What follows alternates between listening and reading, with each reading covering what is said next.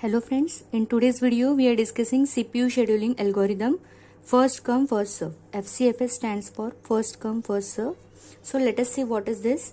This is the process numbers. So these are the number of processes that are arrived in CPU. P1, P2, P3 and P4.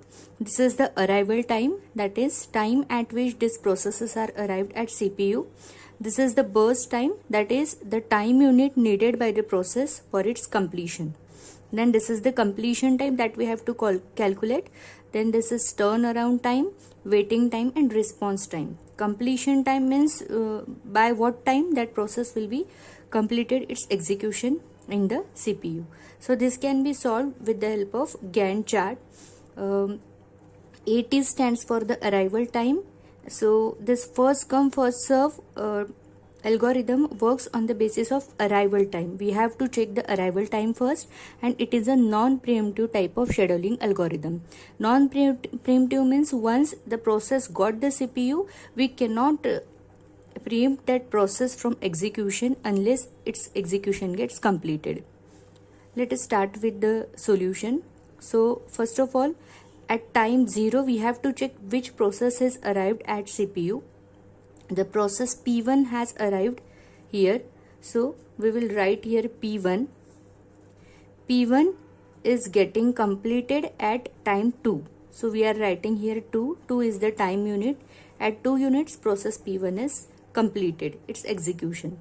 Now we can see here the process P2, it is already arrived at time unit 1, so we will put this process P2 and it will be completed by time unit 4. That is why, because its burst time is 2. So at 4 we will check which process has arrived. At P4 no process is arrived. We can see here process P3 is arriving at 5. So there is a halt for 1 unit. So we can write here for 1 unit the process CPU will be idle. At 5 process P3 is arrived, so we will put this process P3 in the Gantt chart, and P3 is getting completed after 3 units. So 5 plus 3 we will write here 8, and after that at process P6 is arrived at P4 is arrived at time 6, so we will write here P4, and finally we can see that it is taking 4 units for completion, so it will be 12. So this is how all the processes are executed. Now we have to fill this table, so we will check completion time of each process. Completion time of process P1 is, we can see here in the Gantt chart, at time 2 it is getting completed. Process P2 is getting completed at time unit 4. Then process P3 is getting completed at time unit 8, and process P4 is getting completed at time unit 12. This is the completion time. Now next is turnaround time. Turnaround time can be calculated with the formula completion time minus arrival time. So we will see the completion time for P1. Completion time for P1 is 2 and arrival is 0. So 2 minus 0 it will give you 2. 4 minus 1 for P2 it will give 3. 8 minus 5 for P3 it will be give 3, and 12 minus 6, that is 6, will be the turnaround time for process P4. Now the next is waiting time.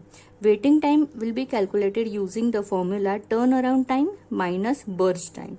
So for P1, turnaround time minus burst time, it will be getting 0. Then again 3 minus 2 we are getting 1. 3 minus 3 we are getting 0, and 6 minus 4 we are getting 2.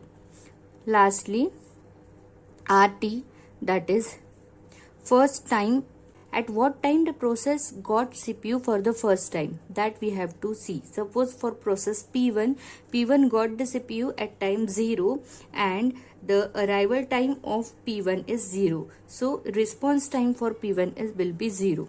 Same for P2.